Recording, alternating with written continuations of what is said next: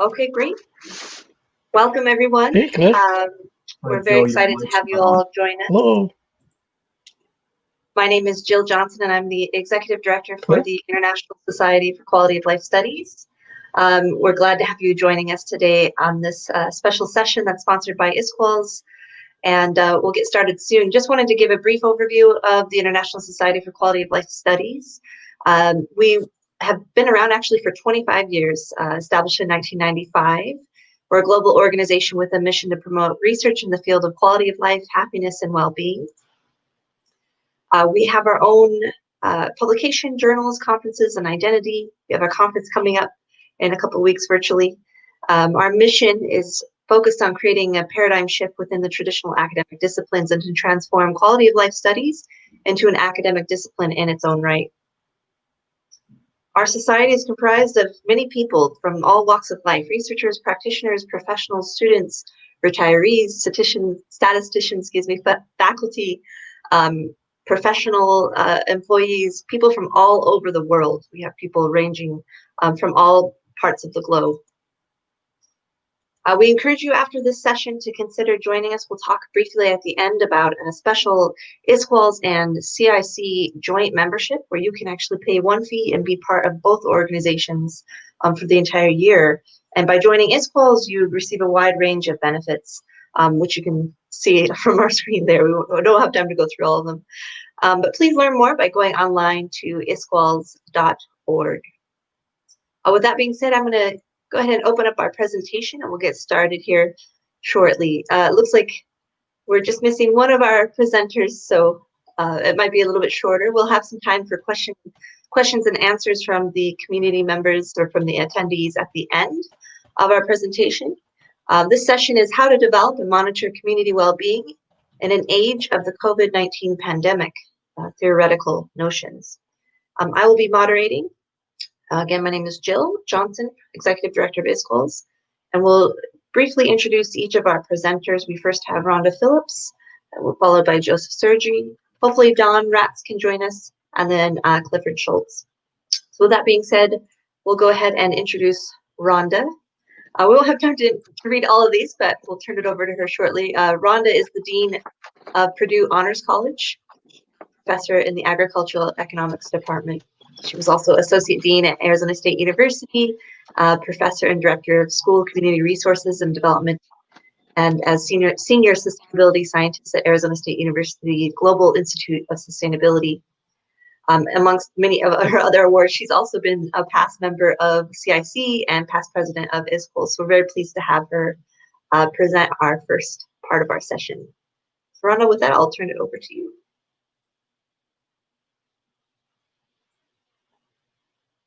Let's see, hold on. Okay, I'm on. Good. It's always a small miracle of technology to actually be able to do this, especially in these days and times where we have to pivot and do just about everything via our computer or phone at home. So very different.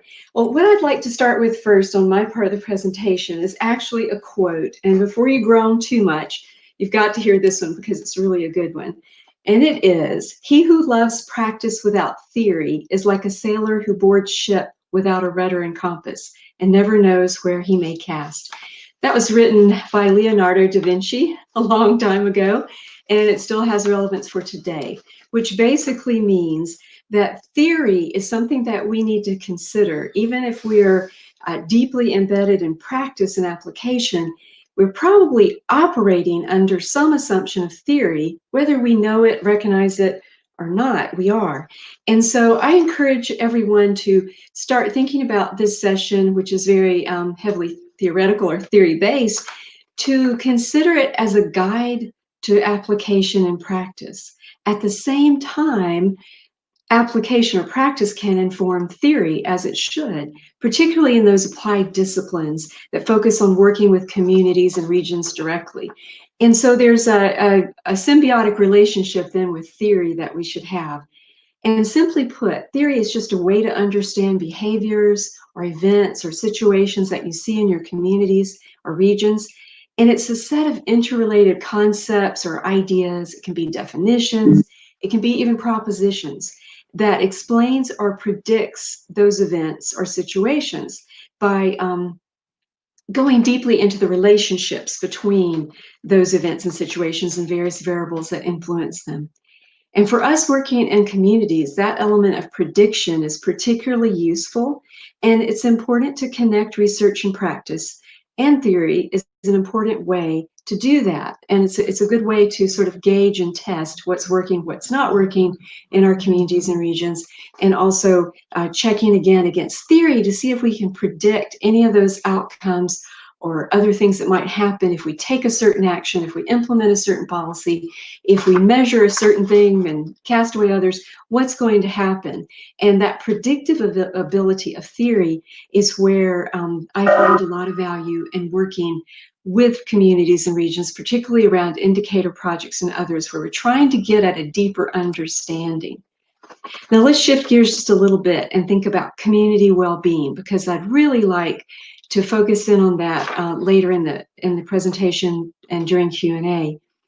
So community well-being is a wide-ranging concept and encompasses multiple disciplines, multiple dimensions related to quite a few different things that impact people and their communities.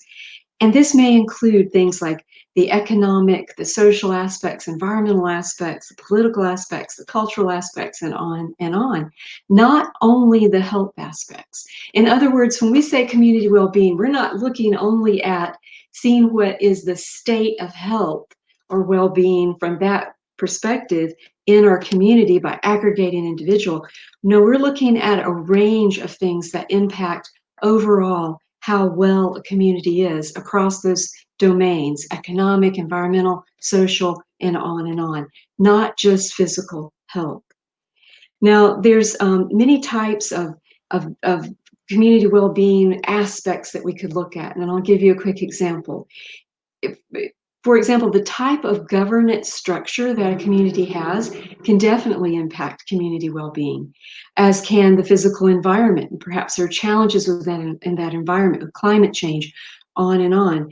And we also have to consider the needs and desires of a community's residents, and that directly impacts their well-being. So you can see quickly that it's not just about the health. That's an important component, but it's not the only component of overall community well-being. Now, some say, like my good colleague Ron Anderson, who is a marvelous writer on things about the social dimensions of life, he says something that just sticks with me over and over again, and that is that well-being arises in the context of society and social collectivity. So in other words, you can't only measure or have an aggregate of individual well-being and expect that that will represent community. There's something more there that contributes to it. So in this light, social learning theories, as well as other theories from social and behavioral disciplines, as well as development perspectives such as social capital and rational choice models, hold relevance for understanding and application of community well-being within that indicator framework. And it's proposed that improvements in social well-being play a bigger role in personal well-being than do personal traits, because personal support depends in large part upon community support.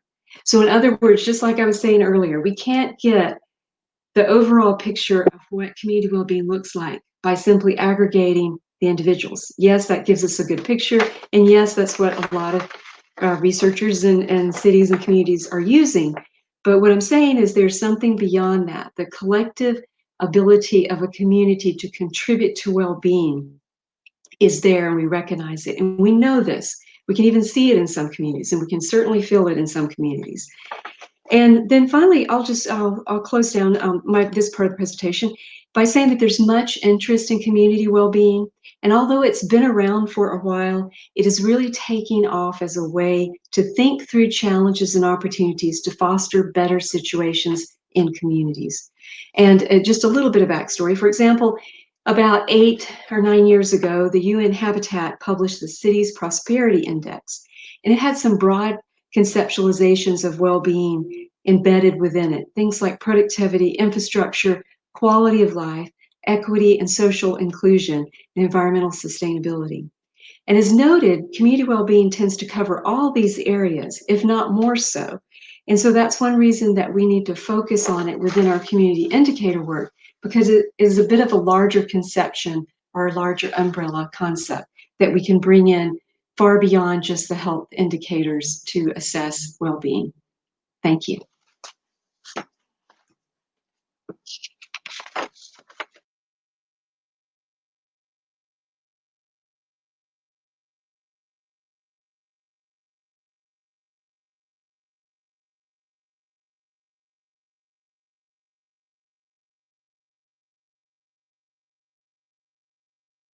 Thank you so much, Rhonda, for that presentation.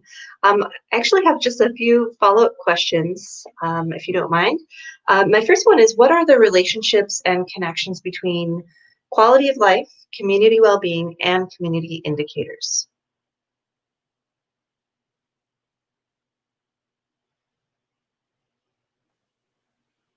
Okay, I'm back, I think. I think I lost you there for a bit, Jill. I couldn't see you, so it's a little bit panicked about that. But anyway, the relationships and connections. So we're talking about conceptions that are very highly interconnected, but they are different. So we've been measuring these different dimensions in a variety of ways within community indicators projects for, again, a pretty long time. A lot of them are objective, some are subjective, but nonetheless, let me offer you this. Community well-being can be thought of as that overarching concept with those related conceptions like happiness, quality of life, and even community development are often mentioned interchangeably, but they're not exactly equal. In other words, I can't say and give you everything I know about community well-being and expect it to translate directly over to community development, or vice versa, because they are somewhat different. So, for example, happiness is typically thought of as an individual state of being, as is quality of life. So we're talking about the very personalized individual level. But at the same time, there's efforts to gauge and measure both happiness and quality of life at the aggregate scale. So community well-being then is by its nature looking at the collective or the collective nature of what the community offers or the region. And so I think it's a little bit, if you think of it in terms of an umbrella concept, community well-being would be the umbrella. And maybe the spokes underneath the umbrella could be different things like happiness, like quality of life, like community development, on and on and on. Whereas community well-being seeks to be that larger, all-encompassing way of thinking about all these different dimensions, like happiness and quality of life and community development and on, that influence overall community well-being. So another way to think about it is that, for example, community development is both a practice and a discipline, and it's seeking to take action in the public, social, and private sectors to achieve desirable goals. Whereas community well-being may not be a specific policy action. It might inform a policy action, but it may not have that as its primary goal, like a practice of community development does. And then tying that all together with community indicators, we know that indicators can inform action. And whether they are part of a larger project or specifically aimed at exploring a dimension of it, like quality of life or happiness, we know that we can use those to gauge and understand a little deeper those relationships and connections back to overall community well-being.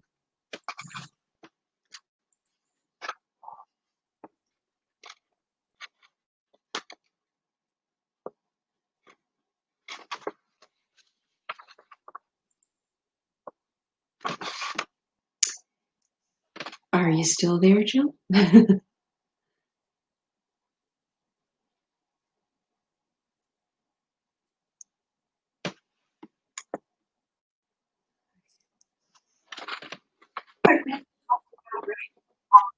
What examples do you think of community well-being indicators used in community indicator projects? Yes, there are numerous examples, and we're having more emerge as more interest emerge around community well-being. There's a couple different things I wanted to point out, and hopefully when we get to the Q&A session, there'll be more questions about this as well.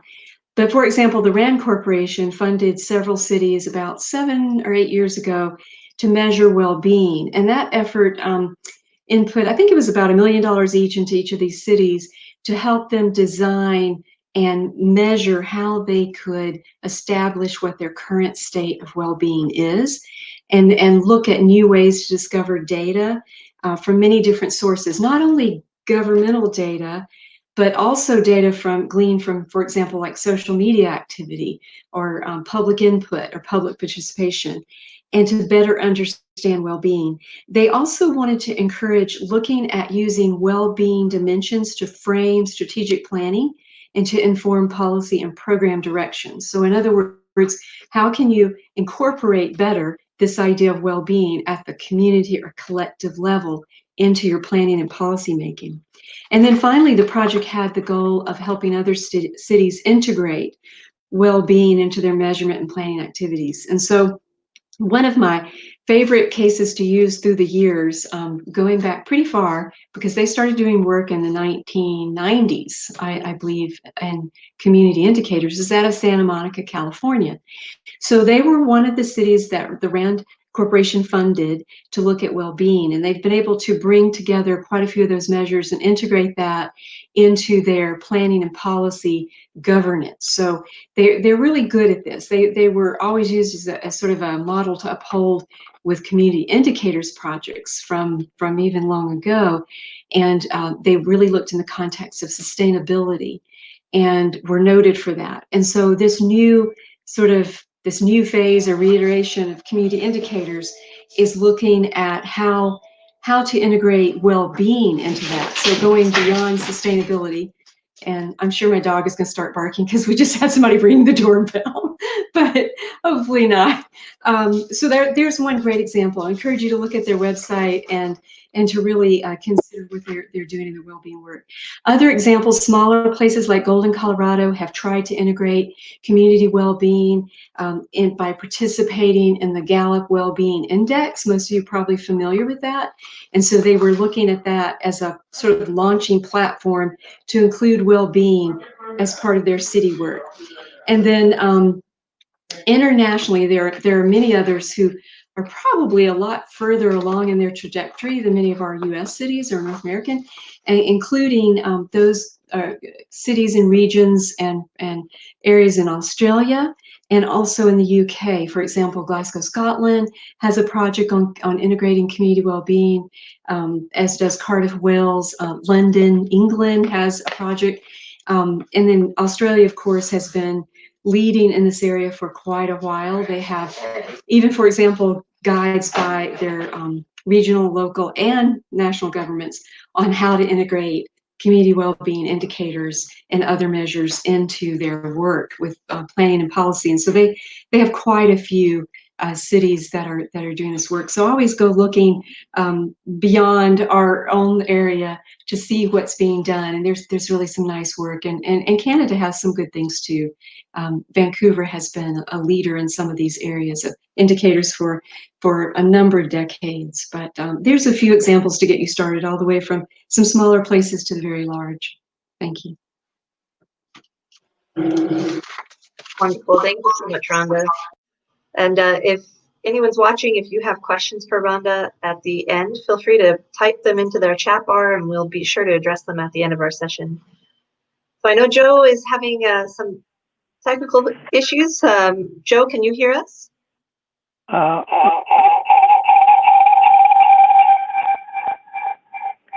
connected by audio, but I have this powerful. Joe, you need to, can you turn the sound off on your computer? Mute your computer.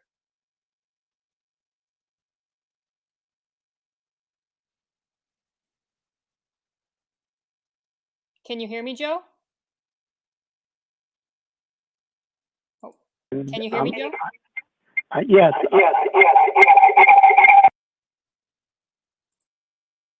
The mute button is. Yeah, you need to mute your computer. Your computer. You're getting feedback. Mute button is disappeared. No, the speaker's on your computer.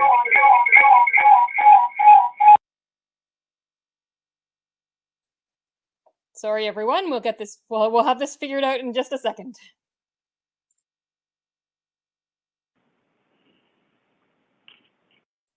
Can you speak now, Joe?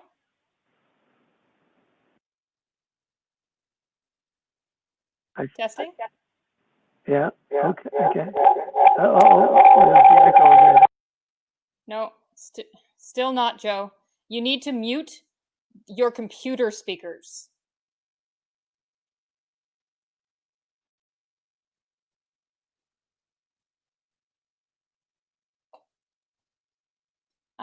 Jill, can we just maybe move on to the next presentation, maybe to Clifford, and then we'll come back to Joe when we've solved his sound issue. Sure, certainly.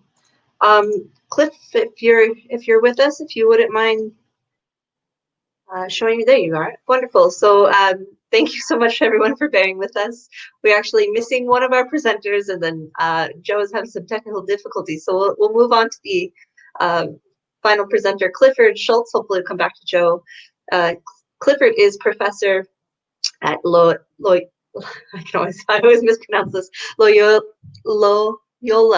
University Chicago. Sorry. He's professor and CalStat chair of marketing, and his expertise in macro marketing and policy in transitioning economies with emphasis on fragile states and communities recovering from war and other systematic traumas. He has over 250 publications, including books, articles, chapters, proceedings. Cliff has served 2 terms as editor for the Journal of Macro Marketing and president of the International Society for Marketing and Development. He currently serves on several editorial policy boards, and his professional distinctions include 2 endowed professorships, numerous research grants, fellowships, Fulbright appointments, etc. We're very grateful to have Clifford with us, and I'll turn it over to you. Thank you for that kind introduction, Jill, and I trust you can hear me. Yes? No? Give me a thumbs up if you can. Okay, good. Thank you. Good.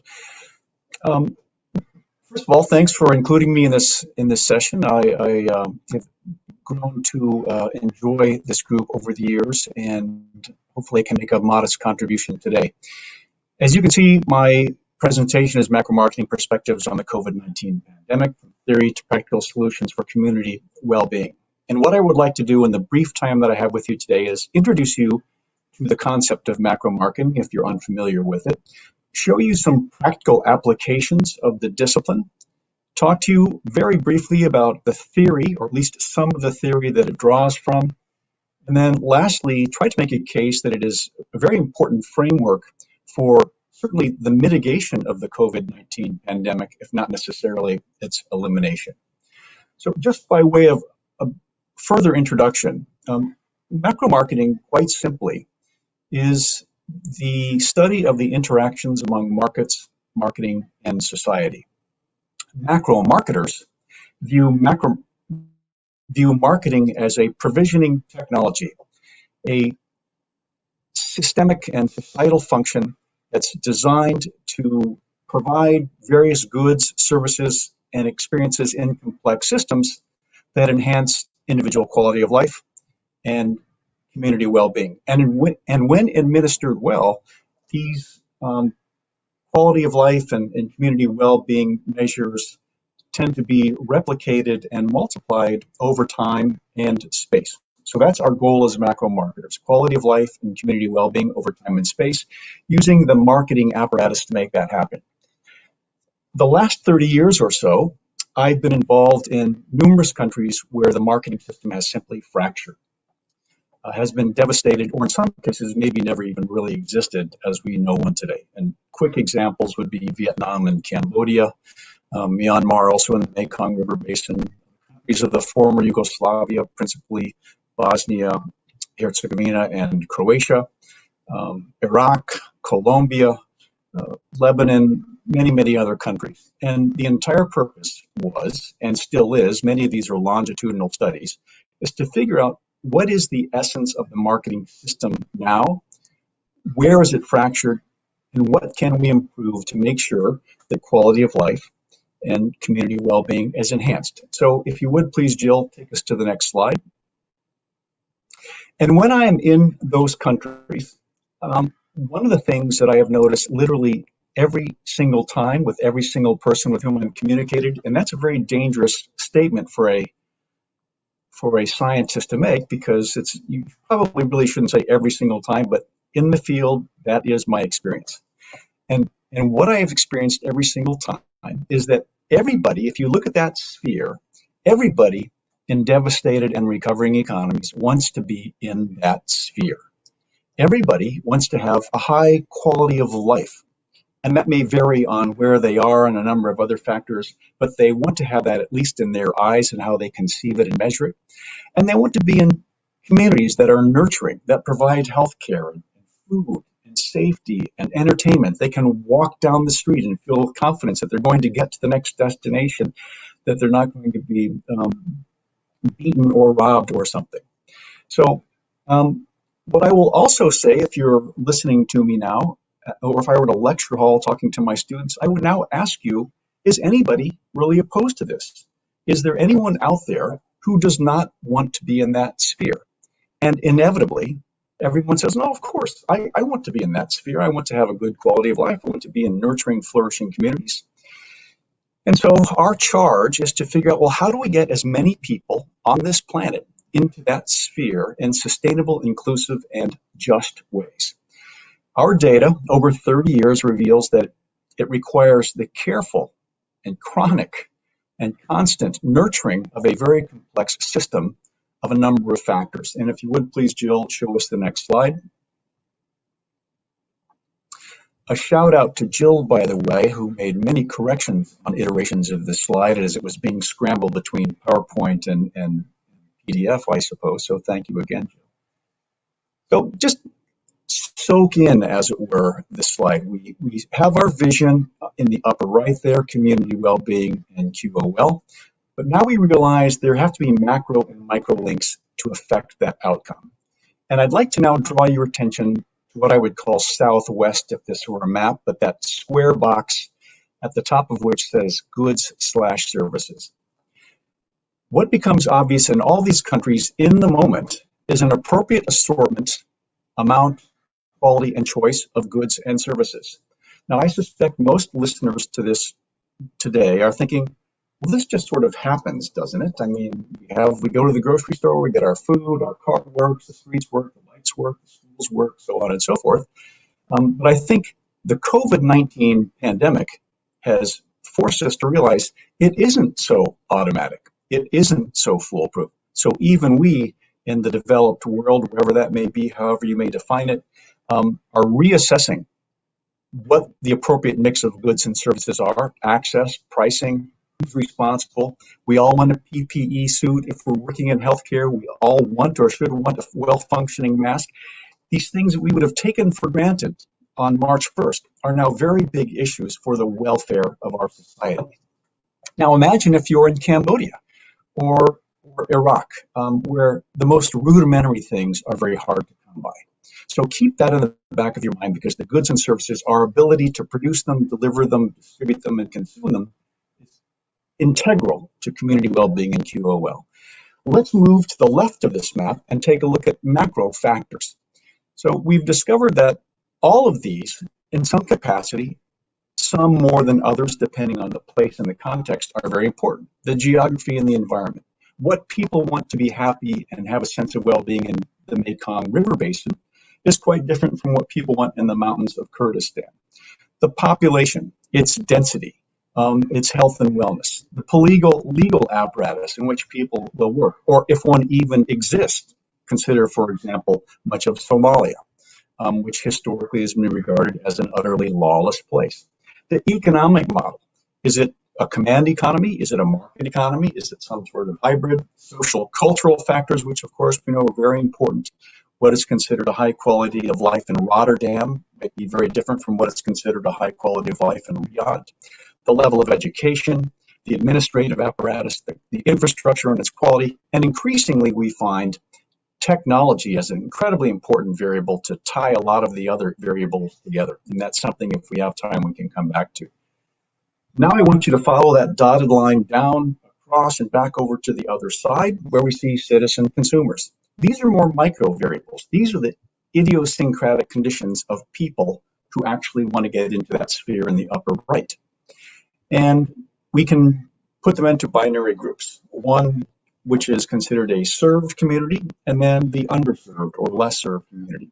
And we've noticed that there are a number of potential determinants that affect their quality of life, perceived quality of life, and wellness and well-being. And somewhat ironically to me, we've added health and wellness rather late to this model, even though it seems so obvious now, as a starting point for whether or not one is going to find himself or herself in that sphere.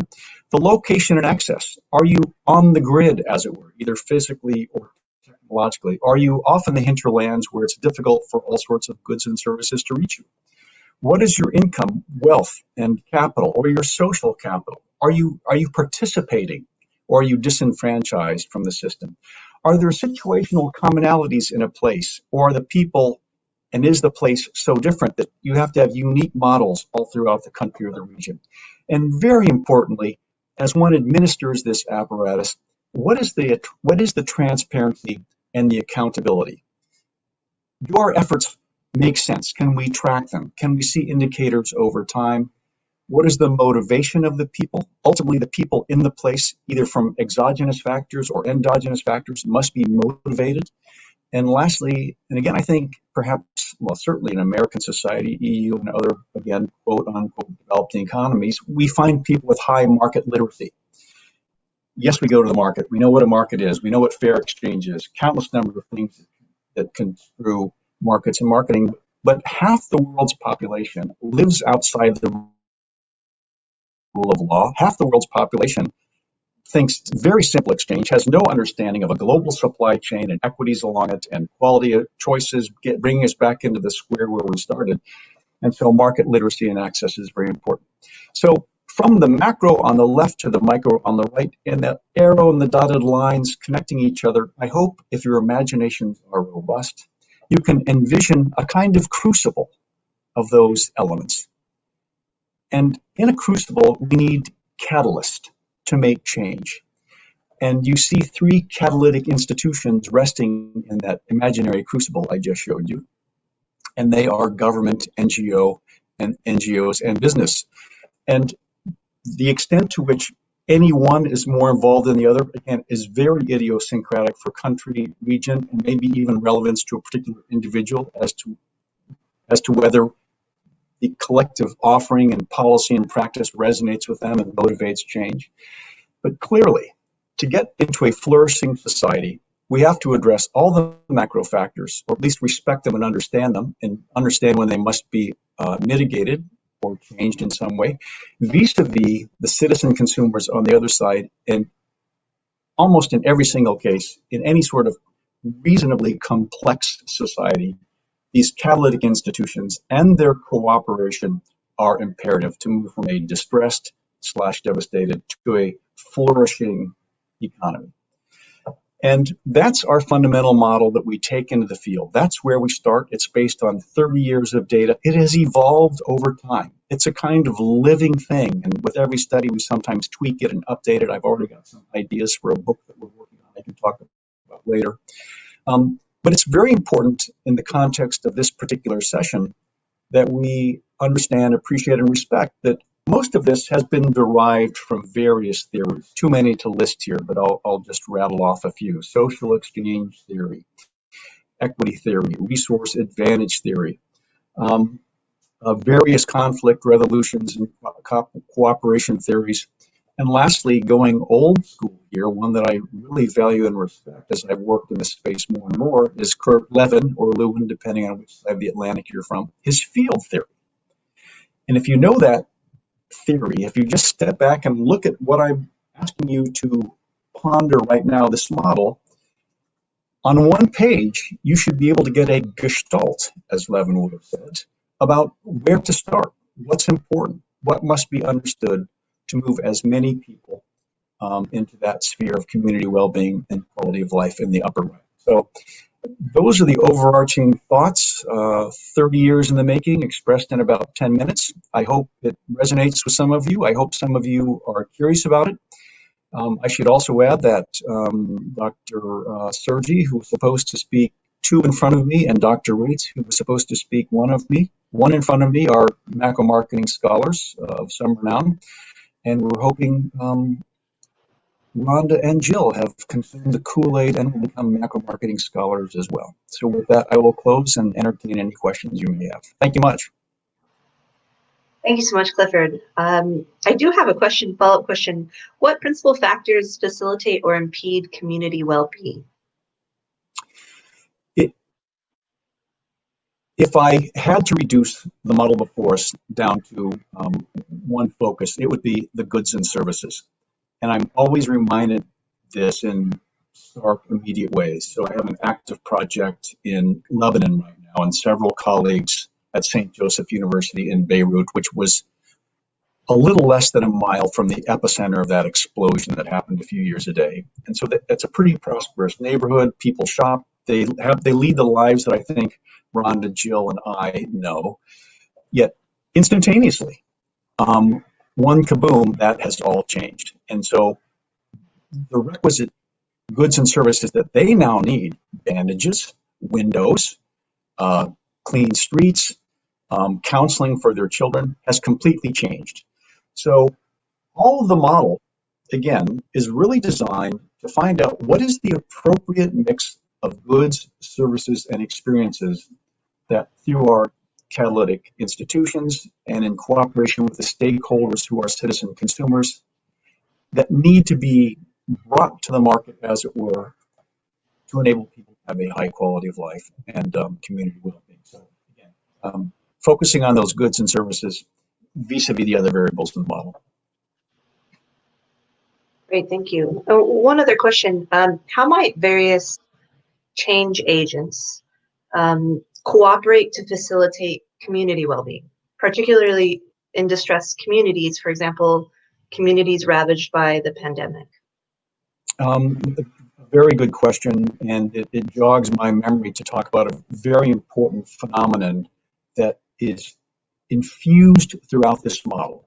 So you can imagine in a complex society, the number of interactions among people and organizations that have to, probably literally countless, that have to occur for us to get those goods and services, to manage all the variables, to get us up into community well-being and QOL. At each and every one of those intersections between people and organizations is a potential social trap.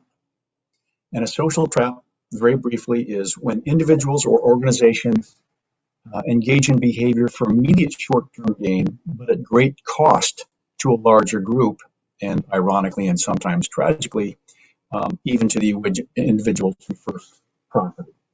So if you wanted to go look at Garrett Hardin's Tragedy of the Commons or some of David Messick's work, that explains it in some detail, or some work by Holbrook and Schultz. But the point is that understanding those social traps, recognizing them, understanding that we're all susceptible to them, and particularly those catalytic agents. And then with that appreciation or understanding, focusing on that, the big picture, always in the upper right there in our model. How do we short-term sacrifice, and let's go back to Lebanon, there's the chronic fundamental problem of corruption and external adventurism, or sectarian gain at the cost of others. I think finally, and I was on the phone with colleagues from Beirut this morning, we are hopeful that despite this disaster, that this might be the tipping point, especially with foreign actors coming in. Macron has visited a high-ranking American general, that there will be this global effort to help Lebanon to thrive. So I've given you a lot here, but the focus on the prize and not being distracted by short-term gain, overcoming these social traps and various social and commons dilemmas is absolutely indispensable. But I should say that's the age-old problem of humanity. And that's why we have the phenomenon known as the tragedy of the commons, and we have to work hard and proactively with our catalytic institutions to change it.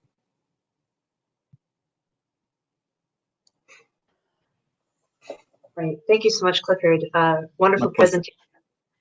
And thank you for answering those questions. And again, if you are watching and you have any questions for either Rhonda or Clifford or Joe, feel free to write those into the Q&A section and we'll be sure to answer them at the end.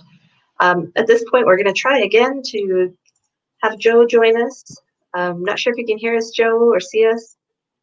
I can hear you, Okay, and I can see the slides. I'm not sure exactly whether I'm coming through loud and clear. we can hear you. We can hear you. So, Joe, Great. I'll go ahead and introduce you and then turn it over to you to present. We're glad to have M. Joseph Sergi. He's a PhD in management psychologist from Virginia Tech, real estate professor of marketing at the Virginia Polytechnic Institute, Virginia Tech. He is a management psychologist and has published extensively in the area of marketing and business ethics, quality of life, received many awards, and he has also served, he's actually the founder, the co-founder of the International Society for Quality of Life Studies. So back in 1995, he's been working with us for quite some time. Also has been instrumental in the founding of CIC, as I understand as well. He co-founded our journal, Applied Research in Quality of Life, has served as the editor. He has, as I said, many different awards. He's edited the ISQUEL Springer book series on handbooks and quality of life research and community quality of life indicators, best practices. He's currently serving as Springer book series co-editor on human well-being and policy making, and an editor-in-chief in the Journal of Macro Marketing. With that, Joe, I'll go ahead and turn it over to you to present. Well, thank you, Jill. I appreciate that. The brief presentation I'd like to make focuses on the theoretical notions guiding the development of community indicators projects, especially in relation to the COVID-19. Jill, would you take us to the next slide? Yes. So the idea is to try and inject a little bit of theory in indicator selections at the community level. And in order to do this, we need to kind of identify the theoretical notions or the theories, or what you might call, or some people actually call philosophies, that guide the development of community indicators projects. And as you can see from this slide, I've identified 5 different theoretical concepts that guide the indicator selections in the context of community indicators projects. These are the personal utility concept, the opulence concept, the concept of the just society, and the human need satisfaction and sustainability. These are the popular theories that guide indicator selections at the community level. Let me just very, very briefly go through these and then focus on the concept of the just society to give you an example. The concept of personal utility is sort of grounded on how people perceive the conditions in the community, from crime to the climate to whatever the conditions might be, environmental-wise, social-wise, economy-wise, and ultimately how that would impact their personal utility translated in terms of satisfaction or feelings or evaluations about those conditions. And also in conjunction with those conditions, we have services, government services provided by the community, provided for the community residents. We're talking about educational services. We're talking about other nonprofit services. We're talking about business services, whether you have a shopping mall or a bank or whatever other kind of business in the community. Again, these translate in terms of satisfaction associated with those conditions and services in the community. And then if we get a measure of those, then ultimately the indicators are selected accordingly. The concept of opulence, on the other hand, focuses very much on economic development. Many economic development specialists at the community level or the regional level, they kind of convinced that economic development is primary and everything else is secondary. And possibly rightly so. The assumption is that economic development provides the foundation for social development, and therefore, they focus on certain indicators like jobs, jobs, jobs, income, income, income, and all of the economic aspects or economic indicators that come from jobs and income. The concept of just society is grounded in the philosophy of social justice. And the idea is that thou shalt not treat people differently, meaning you can't discriminate against different types of people, different groups of people. And I want to focus on that concept a little bit more as we move on. The concept of human need satisfaction, probably you're all familiar with the distinction between what we call basic needs and growth needs. And if you're familiar with Abraham Maslow's ideas of growth needs versus basic needs, then again, that particular concept guides indicator selections. And finally, you have the concept of sustainability, which is grounded in environmental science. And that is, again, the focus is on environmental well-being. And again, the indicators would be pollution, pollution, pollution, and ultimately other aspects related to environmental degradation as well as preservation. The people that are working in the sustainability movement have sort of broadened the concept of sustainability to include social indicators as well as economic indicator, but nevertheless, the physical ecology of the community is primary. Let me then take you to the concept of the just society and exemplify how this concept works in the context of COVID. Jill, would you bring in the next slide? Yes. So here we have a situation in which if we were to, at the community level, if we're working in a community indicators project, and we want to use the concept of social justice to guide our indicator selection, this example captures the essence of social justice. As you can see, we've got two columns. You got community action, you got community outcomes, and again, we're dealing with the COVID situation. So from a health perspective, if we're looking at outcomes, it would be something like the COVID-19 infection and mortality rates across different social groups. Now, what are these social groups that we're very much interested in? It would be, traditionally we talk about, discrimination between and among different groups in terms of race, ethnicity, in terms of sex, as male versus female, sexual orientation, as homosexuals and gay and lesbian, and so forth. And then religion, of course, that doesn't need to be explained, nationality, age, disability, and income.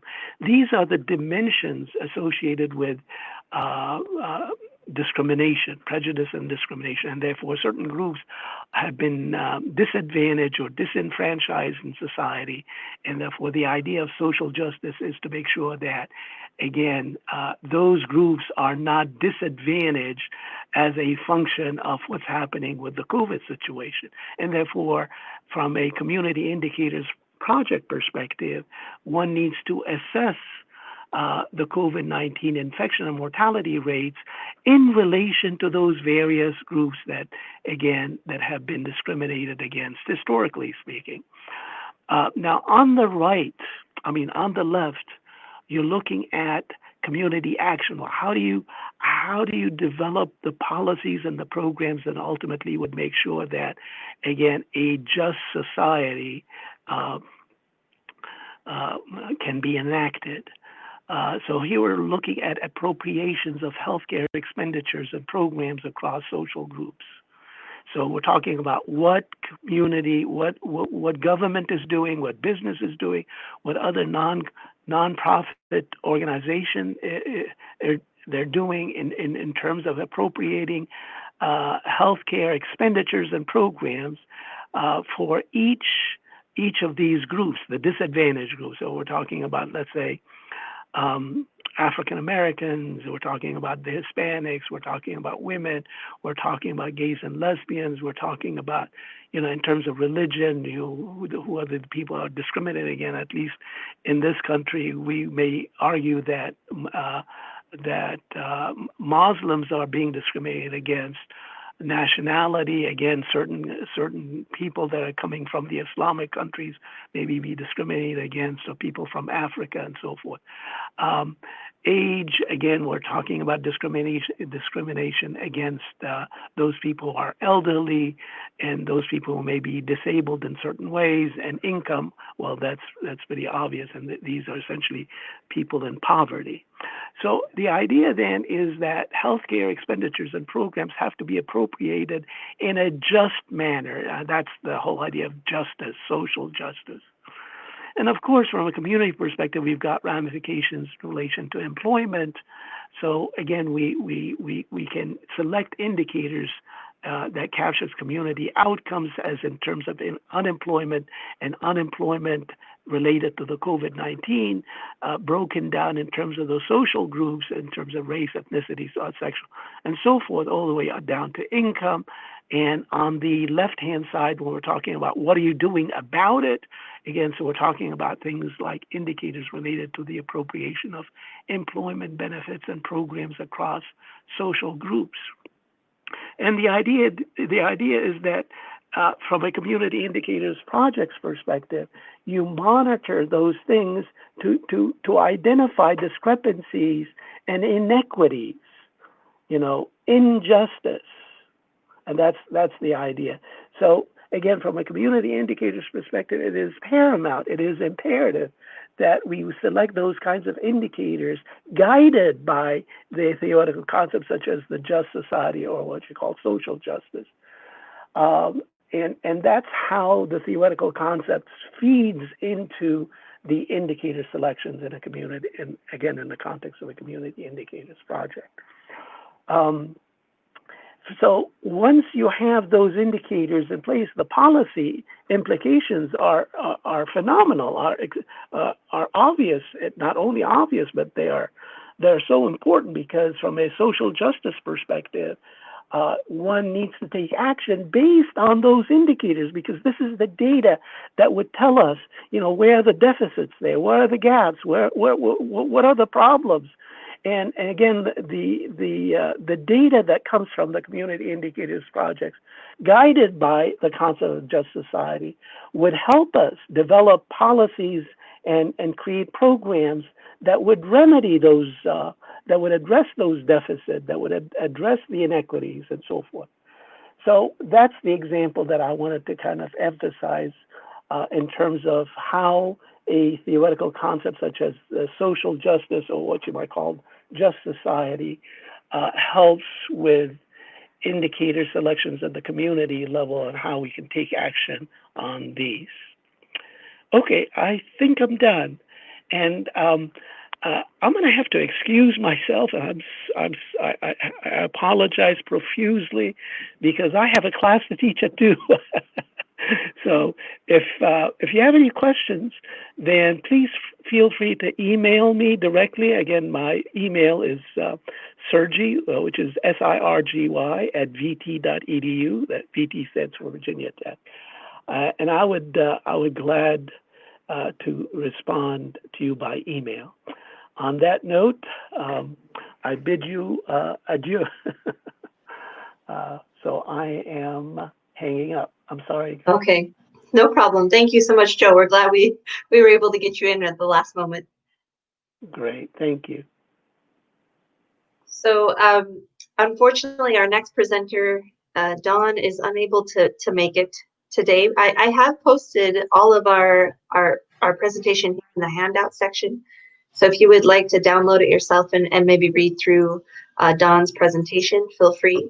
Other than that, we do have one question actually from one of our participant members. So Rhonda and Clifford, if you wouldn't mind staying with us and listening to this question. This comes from Nancy Watson, and she asks both of you, what are your thoughts about how effective we have been to date in translating good data into positive change? either at a policy or on the ground level. And she also asks, is there a missing discipline that bridges the two? So if either of you want to address that question. Yeah, I'm happy to jump in there. And Cliff, maybe I'm sure you'll have follow-up too. I mean, this is a big issue since community indicator systems first started coming back in pretty much the 90s. They've been used earlier in history, but they came back in sort of a bigger way in the 90s and early 2000s. And I remember being laughed at about 20 years ago when I took this idea of how we could create community indicator systems in a way that they could inform policy making and decision making in much more explicit ways than we had been using data. And this was in the urban and regional planning disciplines, and literally being laughed at that well, that just adds too much. We've already got enough data we're looking at. There's no way to get people to listen to us, policymakers, to use these data. And fast forward 20 years, and what we're seeing is that much more informed decision making on basis of these kinds of data that community indicators provide is being made. We don't have to look too far for great examples of that.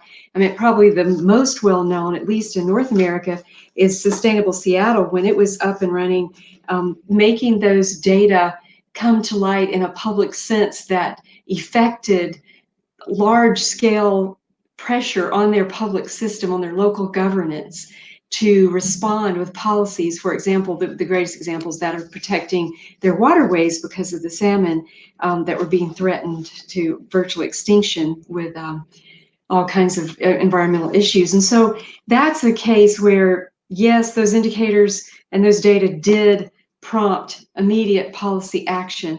But what it also did, is certainly in the case of a place like Seattle, but many other cities too, both large and small, is that there's an expectation that those data will be released periodically so that you can gauge and see where you are going. Are you making progress towards your goals? Are you staying steady? Are you declining?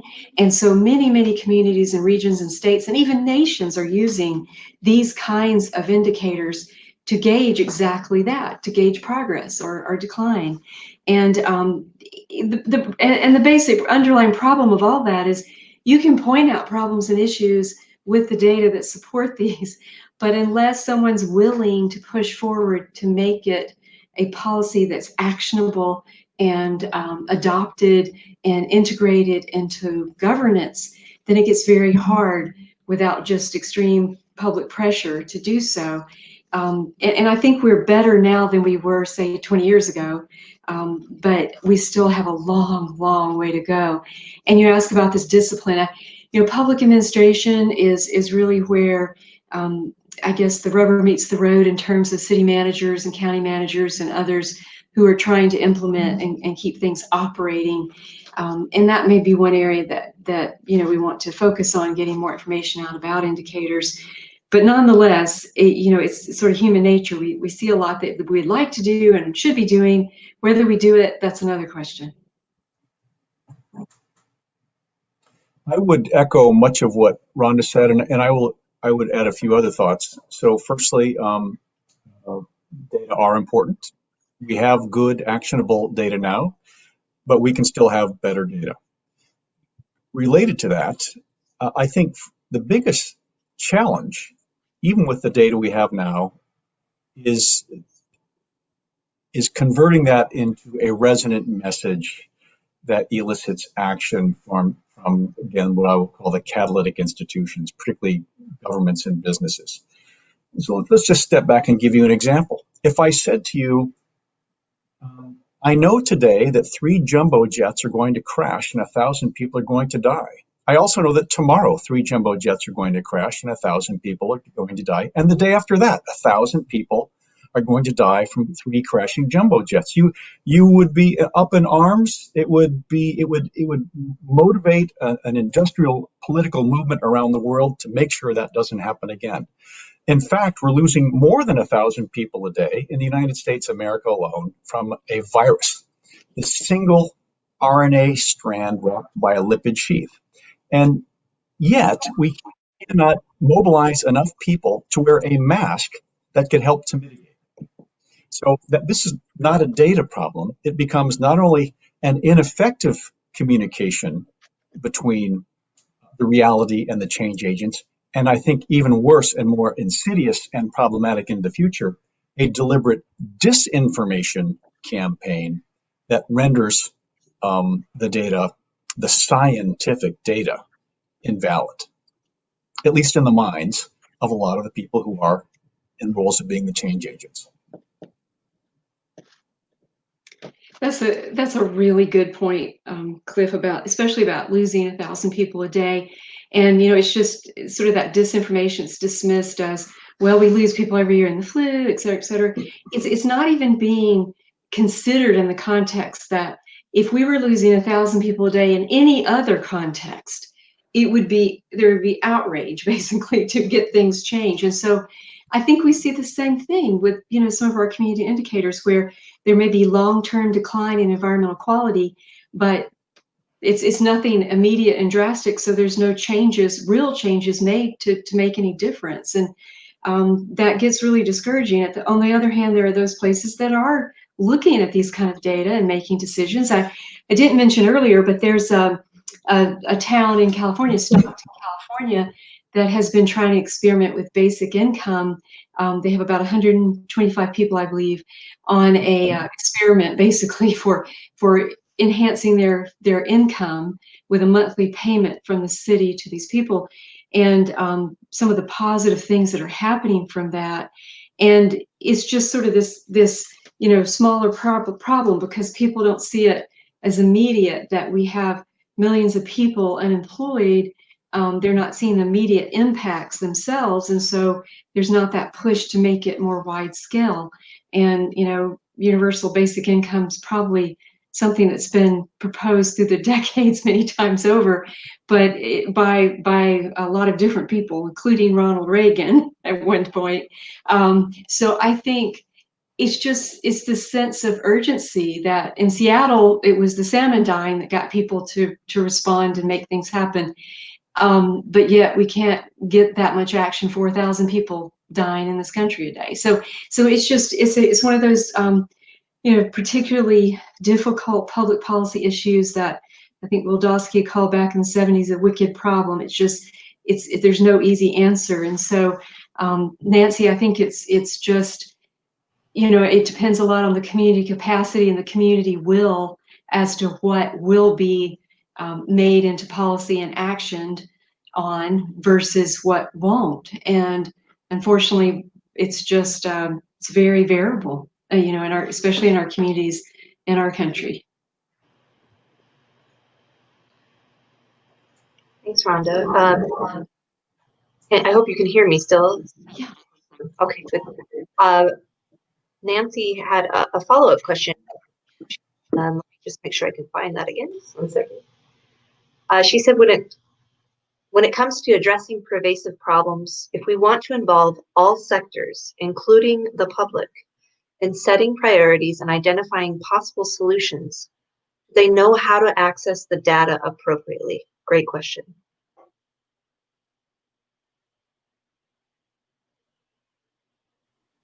I think making these links to the data and let's reduce this down to behaviorism theory. Here we have the data. If you enact this policy, your rewards are going to be this, or conversely, if you're an economist, your taxes of some form are going to be that, or maybe a little bit of both of that. But I think the connections are lost on people, and again we come back to this insidious problem that I mentioned earlier, the social trap. And this is a COVID-19 session, so let's not lose sight of that we actually know what it would take in 4 to 8 weeks to get control of this thing. If we had sort of personal lockdown measures, social distancing, and masks, we could rein this in very, very quickly. Rapid testing with rapid results. We have the knowledge and the technology to make that happen. We choose not to. And we could have a long discussion as to why we choose not to, but it seems to be polarized in two camps. So then this isn't a question about data anymore. It's a question about believing the data and just knowing some idea about history, about how our grandparents survived the Depression and World War II and made sacrifices, and getting this generation of Americans to sacrifice for 4 to 8 weeks. I mean, really sacrifice, but only 4 to 8 weeks seems to be just a Herculean task, which I find frustrating, disappointing, and painful. Yeah, I second that too, Cliff. I think just so many people are so frustrated at this point. But it does go back to this idea of the data access. And there are those members of our society who don't have proper access. They may not have internet and computers, and they may not have a way to engage and participate. And that's a foundational issue within, say, the practice of community development, is making sure that those people who live in that community are all represented and engaged. I find that most community indicator projects, at least the ones that I'm familiar with, do a pretty good job of trying to disseminate the data by putting out reports or putting out, engaging kind of website platforms, or going into public organizations, sometimes schools or others, and sharing that data. So they do a pretty good job. It's in the absence of those efforts where it really gets tough to know what's happening with the data. And then you get these efforts to intervene with the data and not report it out, or to change it so that people don't get as frightened or alarmed. And then it really gets interesting to see how that works. But I think we, for those of us working in the area of community indicators, I think we strive to be more engaging, but also strive to disseminate those data as widely as we can. And it goes back to sort of what Joe Sergi was talking about with Just Society, trying to make things better, but in a way that is equitable and inclusive, and not elitist or exclusive to those who participate or who make the data. So I feel like we've done pretty well for community indicators. I'd love to see like this session be taken to a large, say, public administration, or the the ICCMA, International City and County Managers Association session, and talk with them about some of the things that we do with indicators.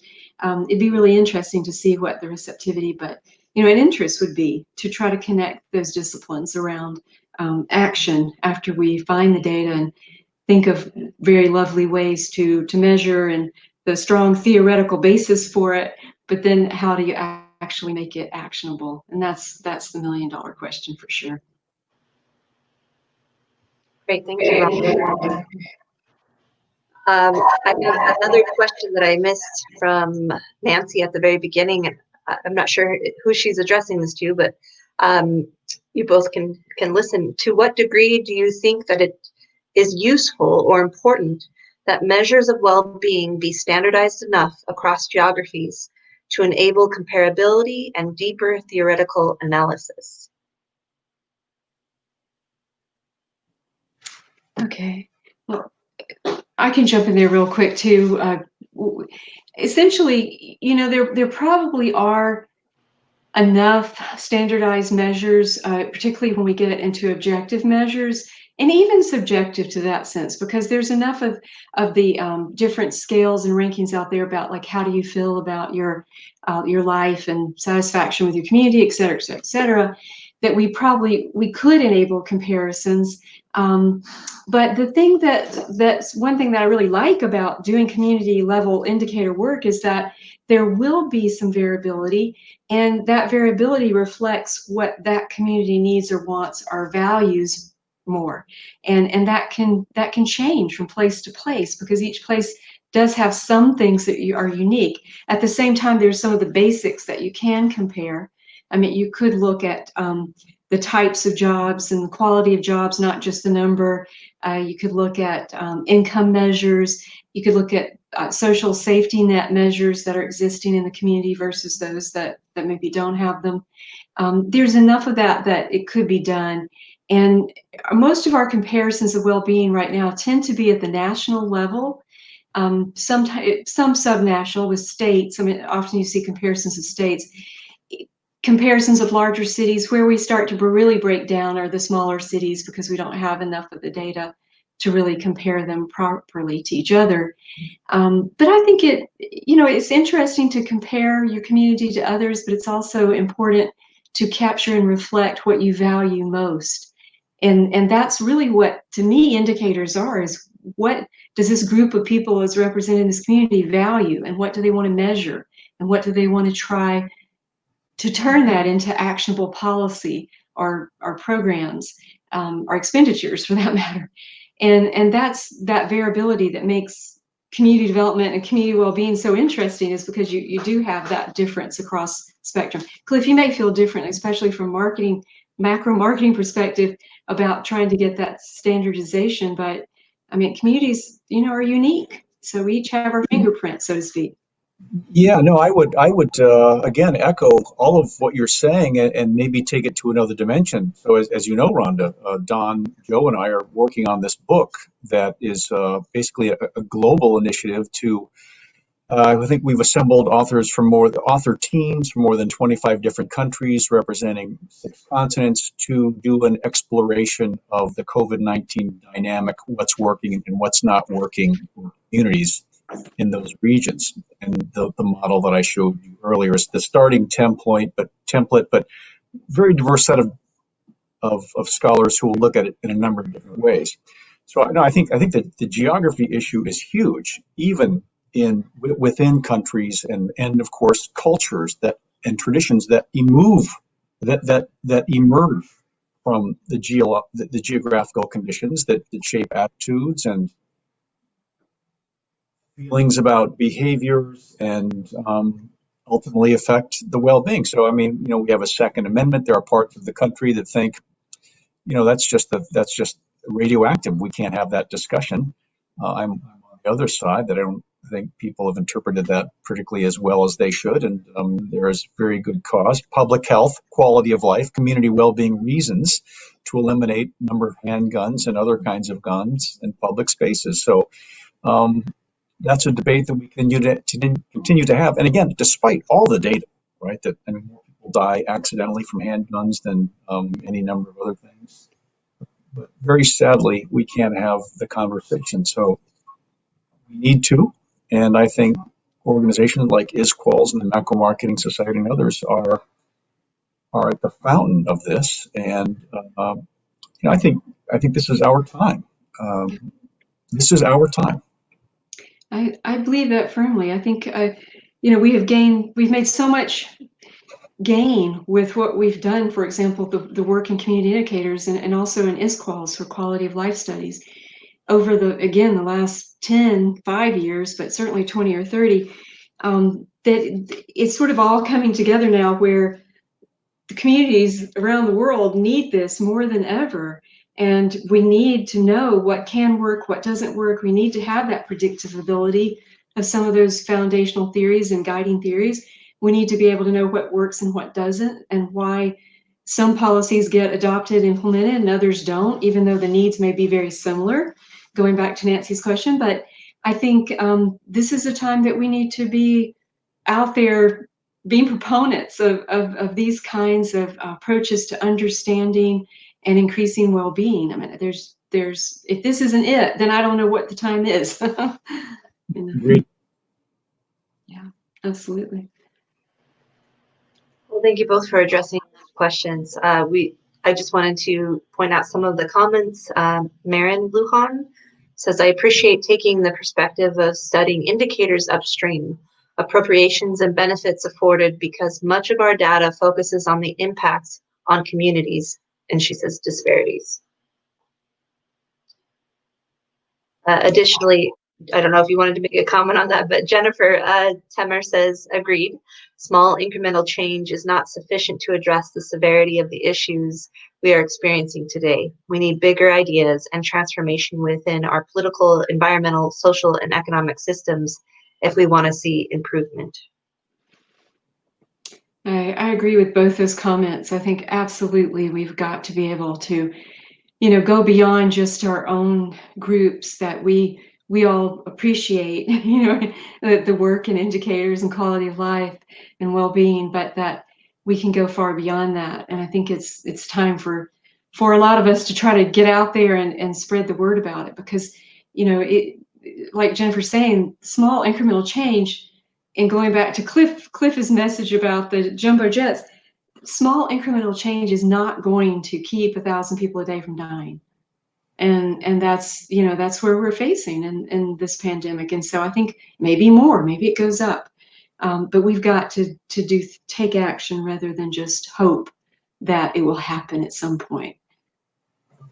I will go out on a limb and make this a political conversation, now a distinctly political conversation. I think before at least the American electorate, voters have two very distinct choices. One is systemic, forward-thinking, integrative, proactive measures to redress many of the problems that confront us, that impede high quality of life and community well-being. And then I think the other party or candidate has a kind of 19th century mentality about what we should be doing and the way we should get there. And let's just dismantle all these integrative systems locally and globally.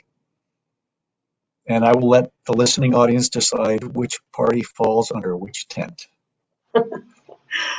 I think they can make that deduction. There's one more comment from Marin. She says, to the speaker's point, I do feel that we have a huge swath of the population that dismiss data or manipulate data to meet their needs, a huge barrier to progress.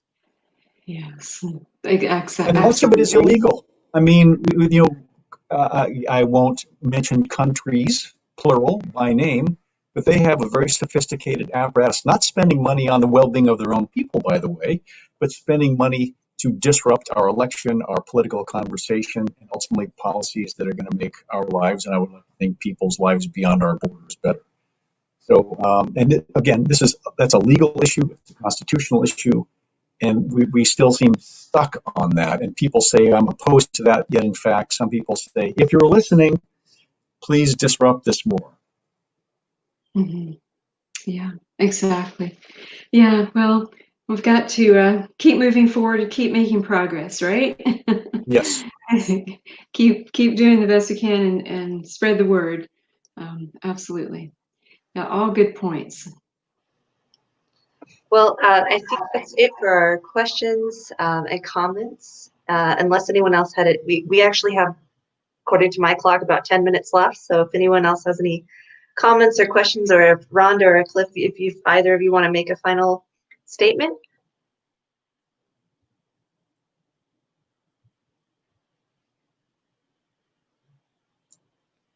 Learn as much as they can and keep pushing forward, making progress, and joint things like this that we just did between two different societies and associations is really important work, and we need to keep doing that kind of work and keep pushing forward on that.